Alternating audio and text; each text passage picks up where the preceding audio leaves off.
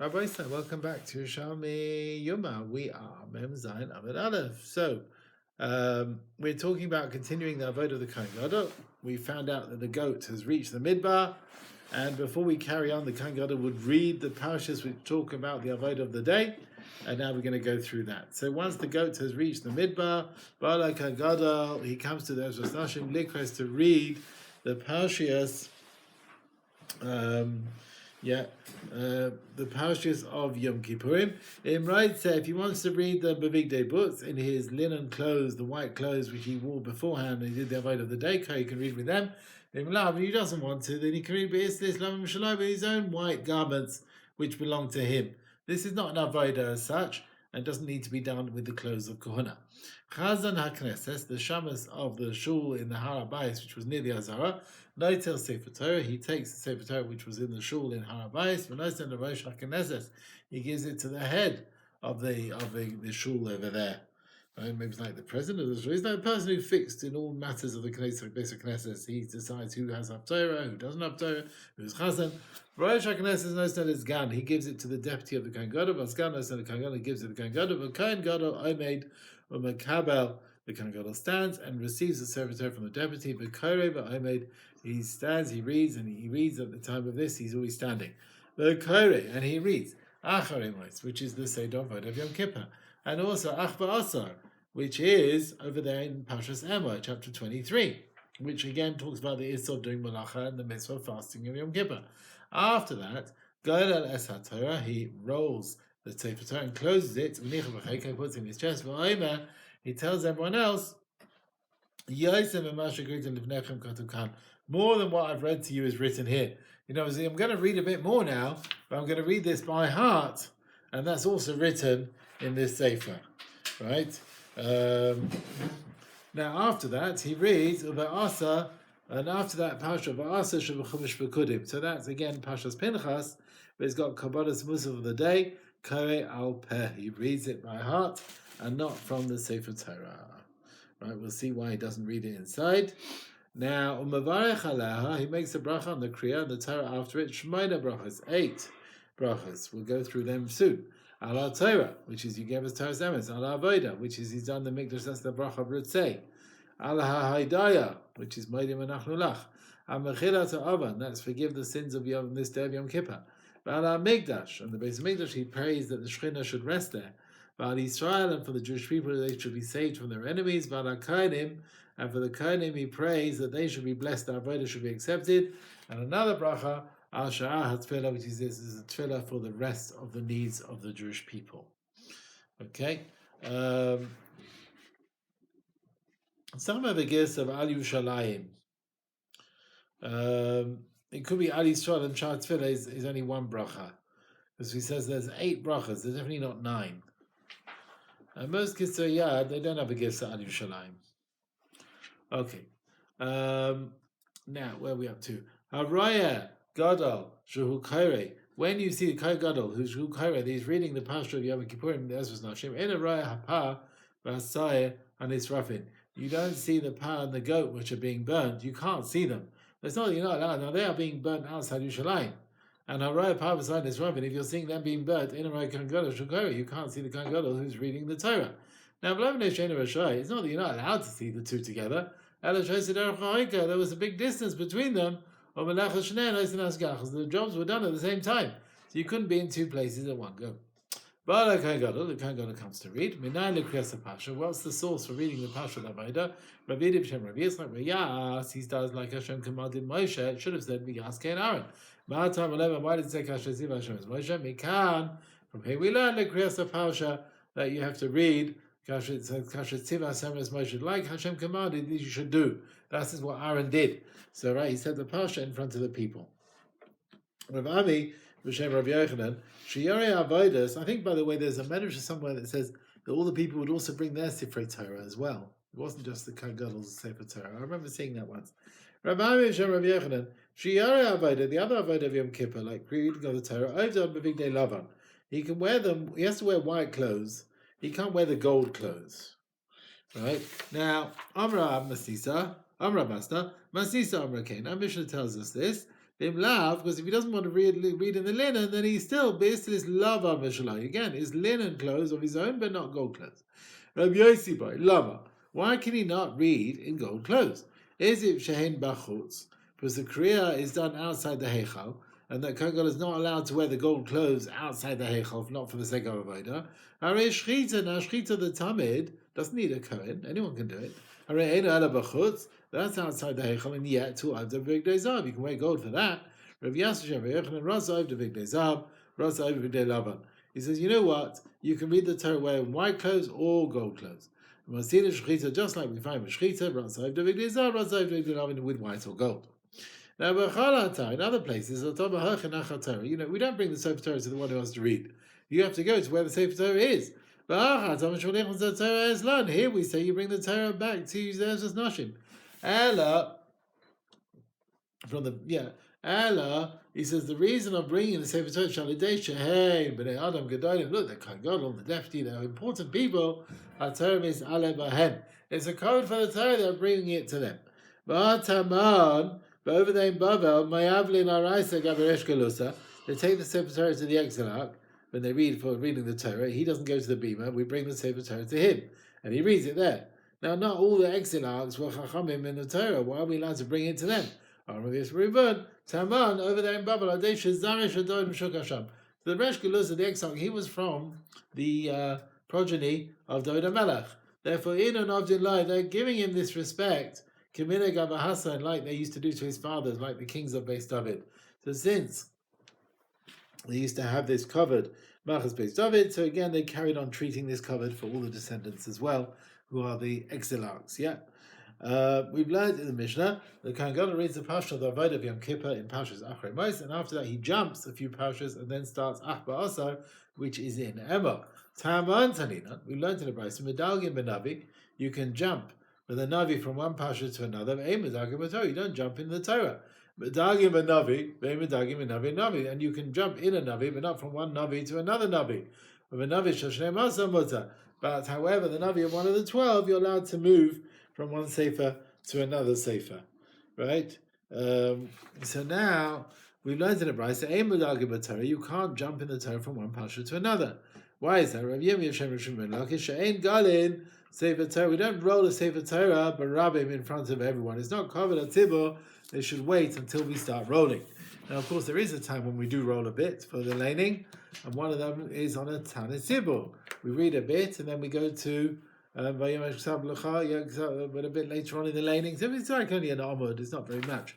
Rabbi Yossi, he says, wait a minute. He says, if there's only a small pasha between the various bits which are read, and it doesn't take much time to start rolling it, that reason doesn't apply. And yet the Brayso says, even then, you're not allowed to roll it. The Brayso doesn't make no difference between whether it's nearby, not nearby. And it says the reason why we can't go roll it from pasha to another, they should hear everything in order.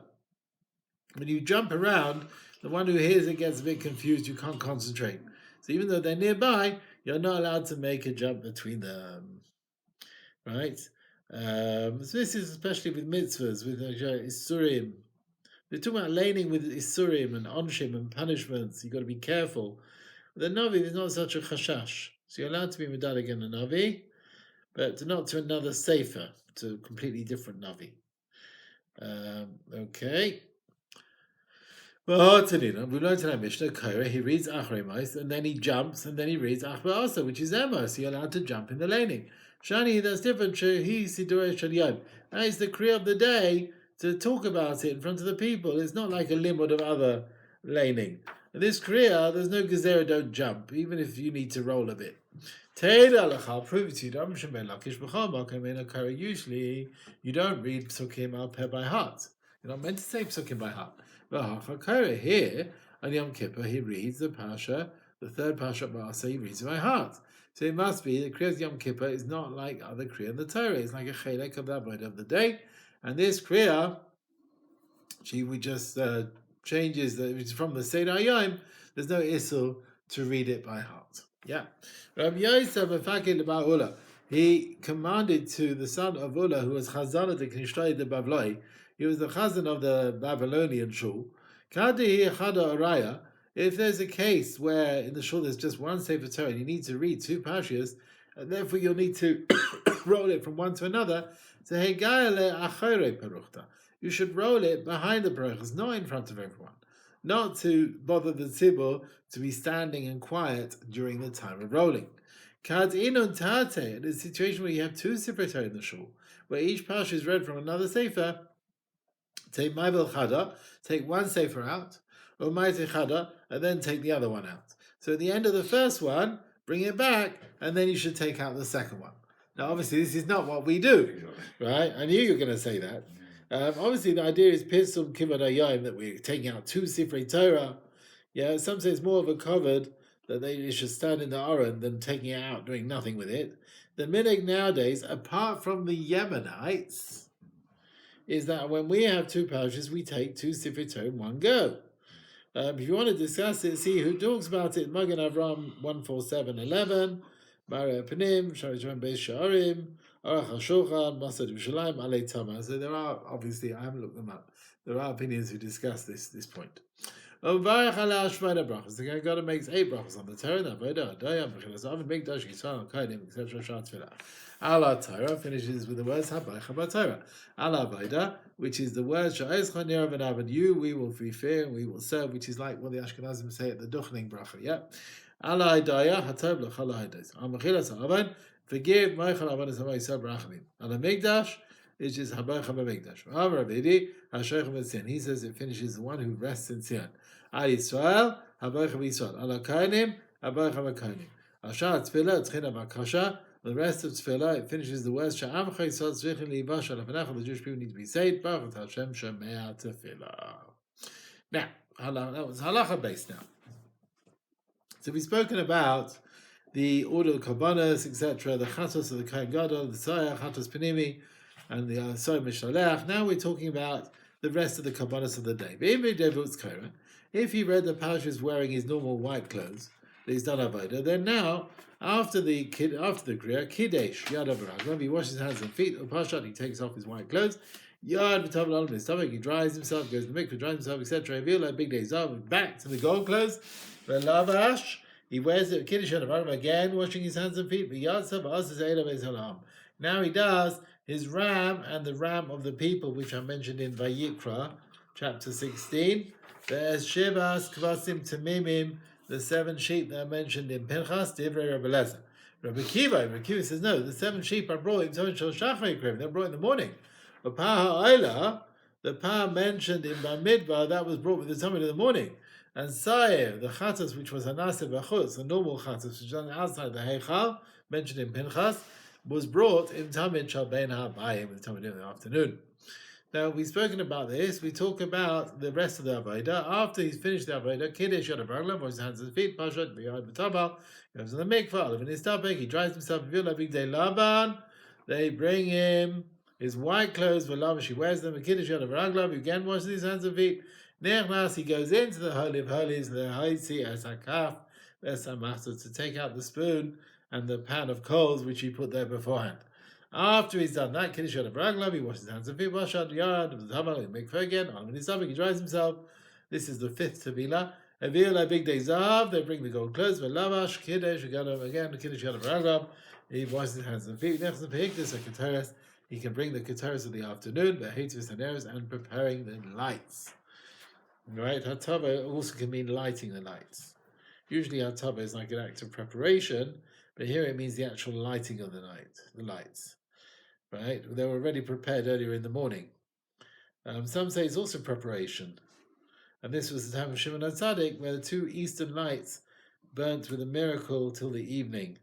So before he lit them Ben Abayim, he had to sort of put them out and prepare them for relighting. Okay. Kiddush Yad Avaraglav, or Pashat, he takes off his gold clothes, the B'ilai is big day Atzmai, he wears his own clothes, V'lavash Malavinos and we escort him to his home. He would make a Yom Tov when he came out. He would celebrate the fact that he had come out in peace. Yeah, some years they would have engravings done saying, "I so and so served in the Harav YCD Cohen so and so year. May I merit to do it again?" Okay. Rabbi Eliezer in the Mishnah said that the ale, his ram, and the ram of the people, and the 7 kvasim musaf were brought near the Tamid of the afternoon. He doesn't mention the Paha Ela and the outer Sayer. It sounds like, according to him, they were brought earlier on. It comes out, between Rabbi Eliezer and Rabbi Akiva, actually, that some of the Kabbalahs of Musaf were brought in the Tamid of the morning. And now we bring another opinion on Rabbi Eliezer and Rabbi Akiva. According to Chachamim, all the Kabbalahs were brought with the Tamid in the afternoon. Now, according to Rabbi Eliezer, his ram was done before the 7 goats. Before the 7 sheep. Rav Chona Rabbi Yosef asked Rabbi Eliezer, that which Rabbi Eliezer says that the ram came before the 7 sheep is Kebei Shammai. Gemara Kebei Shammai, Amrei Kebei Shammai say, Tadir, you have something regular, or Mekudesh, or something holy. A Mekudesh Kodim, something holy comes first. Ken Rabbi Eliezer, so he says here, Tadir Mekudesh Kodim. If it's holy, it comes first. Hey Chabida, so how do we apply this rule? Avodas Hayom, that in Achrei Mos, talking about his ram and the ram of the people. Mekudeshes is more holy than the Musaf. But the Musaf is Tadirin, it's very common. So therefore, Avodas Hayom Kodem is Musaf Hayom. So the 2 rams of the Avodah of the day comes before the Musaf of the day, which is regular. Now, what about Rabbi Akiva's view? We said, according to Rabbi Akiva, you bring all the Kabbalas of the Musaf with the Tamid of the morning, apart from the outer Chatz, the outer Sa'ir, which is brought with the Tamid Sheben Abayim. But the Mishnah didn't say when you bring the Kohen Gadol, his ram, and the ram of the people. So let's see, according to Rabbi Akiva, Par Ba'ayil, the Shivas Blossom to Mim, the 7 sheep, the Oilers, which were in Pinchas, so Kravin, and Tamid Shal Shach brought the time in the morning, Bahashah, the rest, which is the outer Chatzos, and his ram, and the ram of the people, and the Murim, Kravin, and Tamid Sheben Abayim, the time in the afternoon. But here's Tavai Mema. Some wanted to say that the view of Rabbi Akiva is like this: Par Ba'ayil, the Pa and the Ayil of the Musaf, Ve'elai, and the ram of the Kohen Gadol of Ve'elam, and the ram of the people, V'shivas Kvasim, and the 7 sheep to me, when he so they brought him Tamid Shal Shachar, brought him in the morning, V'hashah, which is the outer goat, and the Murim, Ha'yikravin, him Tamid Shal Ben Abayim, were brought in the afternoon. So the second brisa that holds all the Oilers, including the Ayil, were brought in the morning, and the Chatzas wasn't brought then. The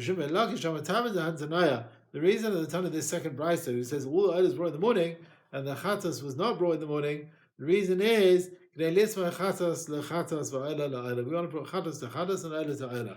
Therefore, straight after bringing oil in the morning, they brought the other oil offerings. The chatas they brought later to put it next to the inner chatas pinimi.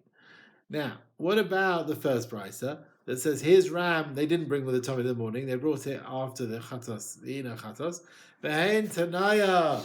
The Tana, the brisa, the first brisa, Cholik, he argues avodas. He divides the avodah of the oila. He holds that only the power oila and the 7 sheep were brought with the time in the morning, but his ale, his ram, and the ram of the people were brought after the chatas, the inner chatas. Matam. Why does he distinguish? Why does he separate them?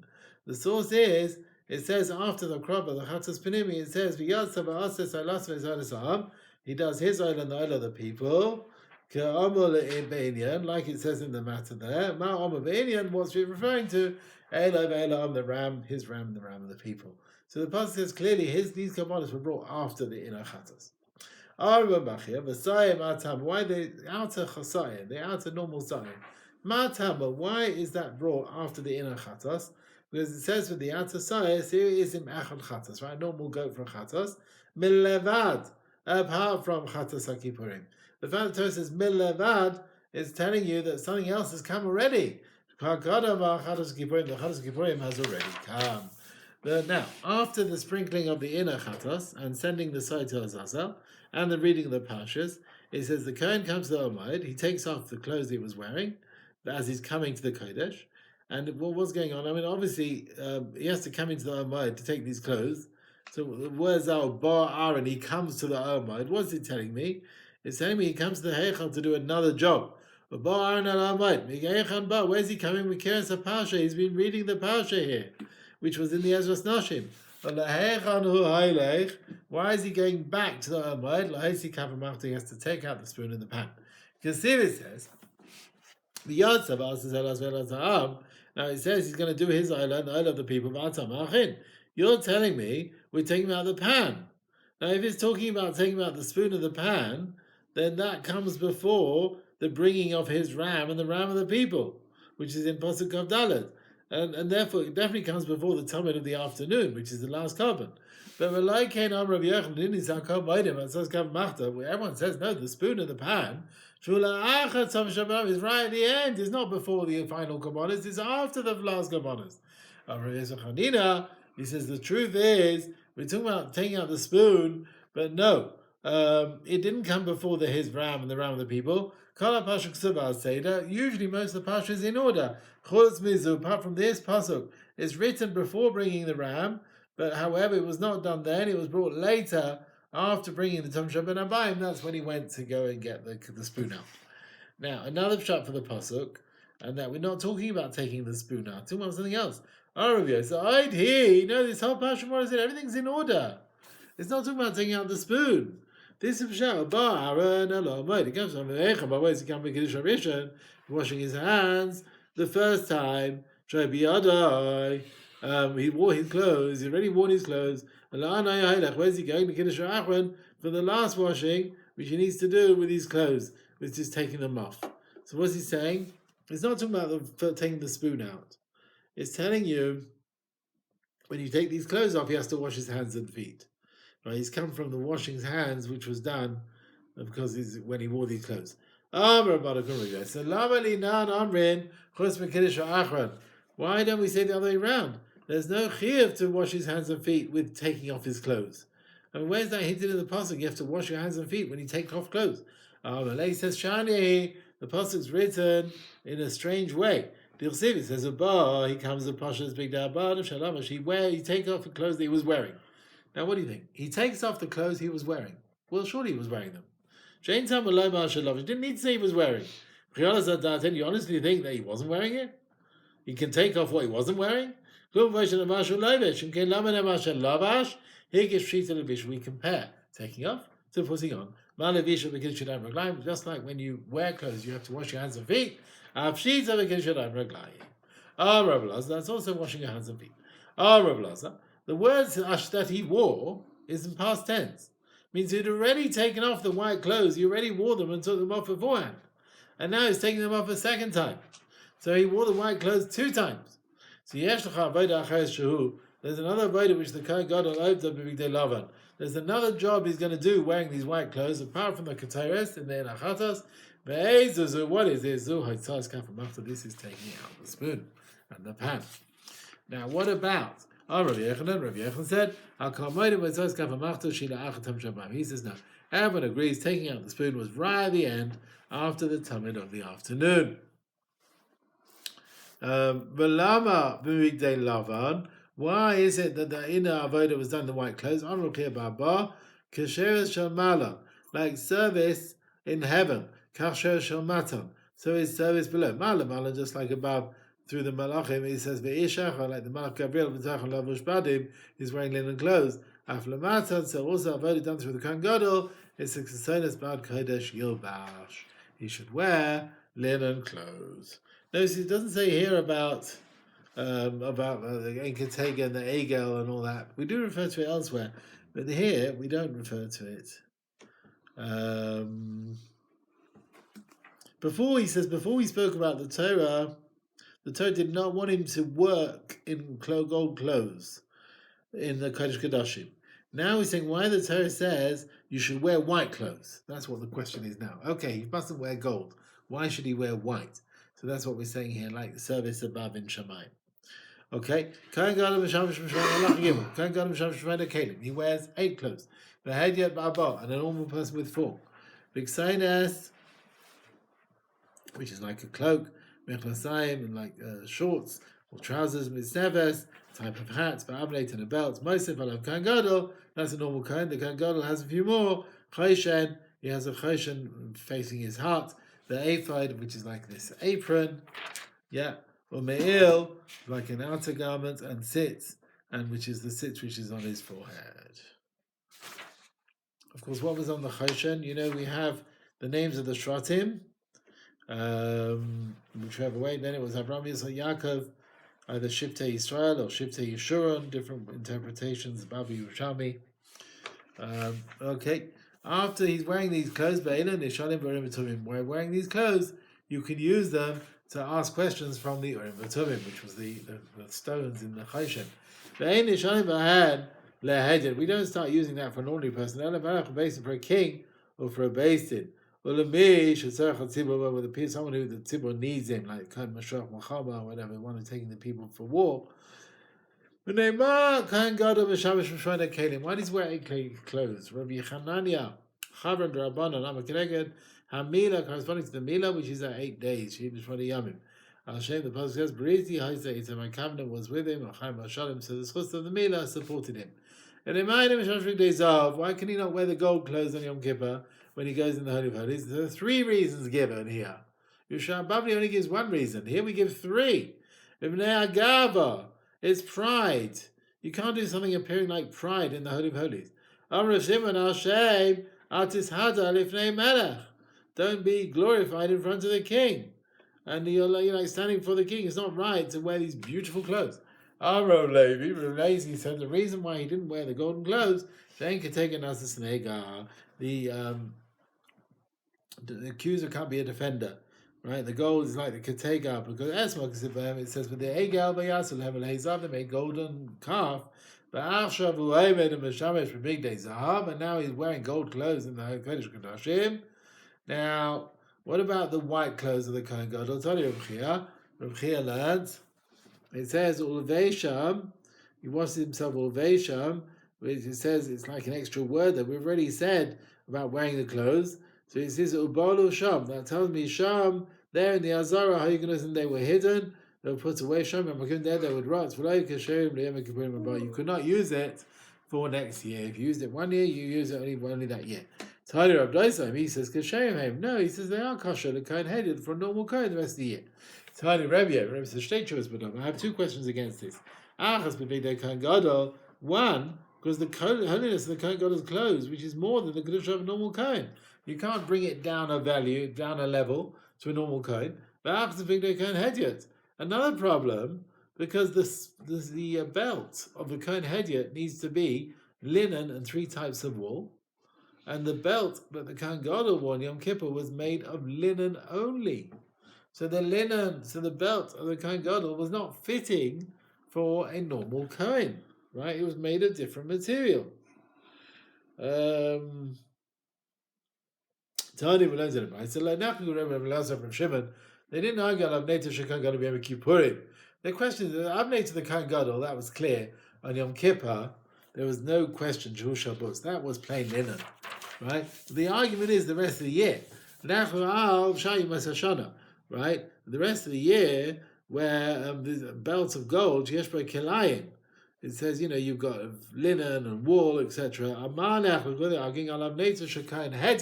A normal Kohen's belt, Rebbe says there is Yeshba Kilayim, and Rosh Hashanah says Ein Bo Kilayim, there's no Kilayim. Rabbi Yaakov Baracha, Rav Shem Rabbi Yochanan Tamid Rebbe. The source for Rebbe is from what it says, you shall do so and so, as we said, all I've commanded you. Now we learn ma big day Aaron Yeshba Kilayim, just like Aaron's clothes had shatnez in it, big day Banav Yeshba Kilayim. So also his children's clothes had shatnez. So the belt the Kohen had it also has to be from wool and linen, etc. What does he do with this pasuk, which talks about equating the clothes of Aaron with his children? He learns Aaron Baroil. I know Aaron had what was Avodah like the big Kuna fitting for him. Avodah Baroil. So also the children have Avodah clothes which were fitting for them. There's no raya that all the belts had shatnez in it. Okay. Just like the Kabbalas are providing a forgiveness, it's also the clothes. Let's see. Big Saides, which is like the shirts, and the shorts, Misneves, wearing these, because Saides says from Charetz and was a kapar for those who wore shatnez, is to buy, someone wants to say, Al Shevchei Damim for murderers. They did the Kasaitis in blood, that's the brothers, yeah? For immorality. It says, to cover to cover the erva area. And that's a remez that Mechnasayim are covering, are forgiving for immorality. Misneves, the hat, for those who are proud. Thomas says, he put the stones on his head. So since he put on his head, which is a high place, it's mechaper for pride. it had a hole in the belt. It was like a hidden area. It was a remez for the Ganavim who do things secretly. Some say it was Mechaber Alai Kamanim. That means people who don't keep the truth in their hearts. The Avnei was surrounded from sides, those who bend the truth, who speak words against the truth. The belt was 32 amas long. You would surround yourself in it from one side to the other. Now the Gemara talks about, what about the clothes miyuchad for the Kohen Gadol, the choshen, the ephod, the meal, the tzitz? What are they for? Choshenim mechabel matei adin would be a kapara for judges who change the din. Kamada, somebody says, well, this is a choshen mishpat. This is justice, right? The pasuk tells you the choshen mishpat is mechapel kilkol adin. Ephod, the apron, mechabel live de avodah zarah, kapara for avodah zarah. Kamada, tamo ephod ve'ein ephod or trofim. Right? It sounds like when there's no ephod, then there is the trofim, the avodah zarah. If, however, he's wearing the ephod, then he has a kapara with the avodah trofim. Me'il, Rav Simon Shem Rav Yedis and Beis Guvin, Shnei Dvarim Lahesam Hen kapara. Two things did not have a kapara through kabbanas, but Kabbalah and Torah kapara. But the Torah gave a different forgiveness. Ve'elu Hein, Ha'em Lashon Hara, one who speaks Lashon Hara, V'Ha'em Negvish Mishkag, one who kills by mistake. I would not have a kapara through a carbon. Kapara, he has a kapara through the zugay meal, through the bells of the meal. It says, and he walks around, you hear the bells. His voice is heard. Yavai kal, let the voice of the bells come along. And have a kapara for the sound of those saying Lashon Hara. He never had a kapara, but kapara means he's kind of God, and he has to go to a city of refuge till the Kohen Gadol dies. And it says, "V'yashav ba'masa Kohen Gadol until the Kohen Gadol dies." Tali v'leisha v'raisa. That's when the Akabei Manem Kapara b'fnim. You have the Par Yom Kippurim, and it says that there will be a kapara for the Tumah of Bnei Yisrael for their sins. V'nemer kapara b'chutz, avodah done outside the Beis Mikdash, like Egla Rufa. You find in Ikapel Lahem Adam. Ma kapara mura b'chutz, kapara outside, right? Egla Rufa. Ben Abaka Mechapel Shevchei Damim, the gala, the calf is kapara for murder. Av kapara mura bifnim, the Par Yom Kippurim, Ben Abaka Mechapel Shevchei Damim, is a kapara for murder. So according to this, the murder has a kapara through a korban, and it's the Par of Yom Kippur. Ma'kan, but the truth is, there's no argument here. That which Yonason said there's no kapara through a korban is someone who kills b'shoiging, he kills by mistake. There is no kapara with a korban. He has to wait till the Kohen Gadol dies. Kan, the Bride says, b'mezid. He kills someone intentionally, where the Par Yom Kippurim is b'chaper. The other Bride says no. Shani, is there a difference between Egla Rufa and Shogeg and b'mezid? There's no difference. The Egla Rufa, that calf, was what we find a dead person, and we don't know how the guy was killed. There's no difference if he was killed accidentally or intentionally, right? Since the kapara of Par Yom Kippurim was learned from Egla Rufa, there should be no difference between Shogeg and b'mezid. So therefore, on Rabbi Yossi, Rabbi Yossi said, Kan. When he said murder, there's no kapara through a korban, only when the Kohen Gadol dying, is al chet yadua. The chet, when we know who the murderer was.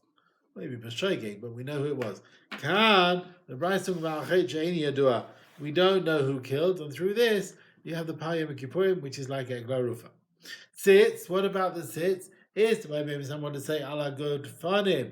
The blasphemers is to maybe someone to say Allah upon him, those who are brazen. Man, the blasphemers nicha. I understand. Because the Duchsim says with Goliath, right, who blasphemed, the stone went on his forehead. He says the sits will be on the forehead always. So you find the same reference to forehead. So we learn Exer Shabbat sits is mechaper on blaspheming. The man Panim, what's the source to say it's for being brazen? So the Gemara answers, that you had the forehead of this brazen woman, you've refused to be embarrassed. So Yirmiyahu is telling them off. Right? So Metzach is an expression of being brazen. The tzitz is on the forehead. Is that kapar for that? Now the Kohen Gadol would be asked from the Urim and Tumim only when he's wearing the 8 clothes. Urim, why is it called Urim? Shehin Me'irin L'Yisrael, they provide light with their answers. But Tumim, why is it called that? Tam is like being complete. Shehin Matimin L'Fnei Haderech, They show them the way properly. All their words go straight and don't come back. When they were without sin, the Urim and Tumim would show them the way to go. If, however, they sinned, because we find they were cheated, they were tricked by the Urim and Tumim when it came to the battle with Binyamin. Remember the civil war between Binyamin and the other tribes? So in the story of Pelegish Forgiver, they asked the Urim and Tumim, should we go to war? The answer was go to war. But they weren't successful. A lot of them were killed. So the Urim and Tumim tricked them. You can't say that. No, but they weren't tricked. The problem was they asked too many questions. The first time when they asked Urim and Tumim, should we go to war? He says, go. Didn't say I'll give you success. But the second time, yes, I'll give them in your hand. We do not ask two questions in one go. You have to wait till you get the answer on the first question before you ask the second one. If you did ask two together, you only get the answer for the first one. And you get the second answer, not the first one. So sometimes you get the first answer, sometimes you get the second answer. You don't get the first answer, you don't get the second answer. You only get the answer to the first one. From the following pasuk, okay, Israel, David asked through the Shem Urim Tumim, two questions. Will I be captured? What if they capture me? And will Shaul come? Will Shaul come? So Hashem only answered him, will Shaul come? David lo Shaul Cohen, he didn't ask right. Surely this is what he should have said. Hayered Shaul. Look, will Shaul come against me? V'im Yered, and if he does, Yaskiruni Balikila, will Balikila put me in his hands? So, only if Shaul will run after him, then will he be put in the hands of the Anshe Keilah? That's when you ask the next question. But he got the questions mixed up. Right? The first question should really be, is Shaul coming or not? And they only answered him about the question, is Shaul coming? So when you ask two questions in one go, they only answer on the first question. They only answer you for the second one, not the first. From the following, they ask you, what about the Keilah? Will they capture me, the people of Keilah? Will Shaul go by? And that, will Shaul go down is like the last question, because it's asked last. And they answered him on this question. Therefore, when you ask two questions, he says they ask on the last question. Madam, the one who says, he's not answering him. Not on the first one, not on the second one. Right? To say this pasuk, it says with the master of Siklag. He wasn't answered at all. David asked, should I fight these people? Will I capture them? That's the story in Siklag. When David went with 600 men to Siklag, when they were camped there, they found an Amaleki group who burnt the town and took the people in captivity. And Shaul said, should I run after them and will I reach them? Yeah, so either he got no answer. He says, should I run after them? Because we find David, David was answered, he prayed, like we find with the story of Keilah, he prayed Rachmim that he should bring him back. So Hashem Elokeinu Hagedna Labdacha, please tell your people, your servants, and also sending with Siklag. Taylor Lecha, prove to you, Shai he asked two questions. Should I run after this group? Will I capture them? Yeshiva, and he was answered Shalish, three answers. Yeah, run after them. Yasek Tasik, you shall reach them. V'hasek Tasik, and you'll be saved. So it was also asked, he'll merit to save all the people who are captured, even though he never asked for it. So therefore, you have to say, it's not because of his question they answered, it's because of his tefillah that they got his answers. The reason why he had to daven, because they didn't want to answer him at all, because he asked two questions in one. You can never ask two questions at the same time. Now, how did the Urim and Tumim give him his answer? This is that you would hear the voice of Ruach HaKodesh, the speaking. The writing would stick out. When it was alei, like the letters ayin, lamed, hey, would show up. Right? The one who says a voice, you won't get a voice in Babli, Rabbi say. I understand, even though he said the people were there never heard anything, We find this elsewhere. He heard the voice. Only Moshe heard the voice, but no one else heard it. The writing would stick out. There's no het between the names of the tribes. There's no tzadi. There's no qof. There's no qof b'shvatim with the names of the tribes. So how can the Urim and Tumim give him his answers? So he says no. The names of the Avos, Abraham, Yitzchak, Yaakov was written. Kasav Aleim was also written. Malay test b'shvatim, but there's no test there amongst the names of the tribes. So he says Kol Ela Shiftei Yisrael. Right, that's the Yerushalmi's answer. Yeah, because the Babli says Shiftei Yishurim. So how will the Babli cope if there's no letter test? I don't know. But the Yerushalmi has an answer. Kol Eila Shiftei Yisrael Yechaka Kalen. That was engraved, so it was the letter test as well. Hadron Alach Bala Kain Gadol. Hadron Alach Bala Kain Gadol. Okay.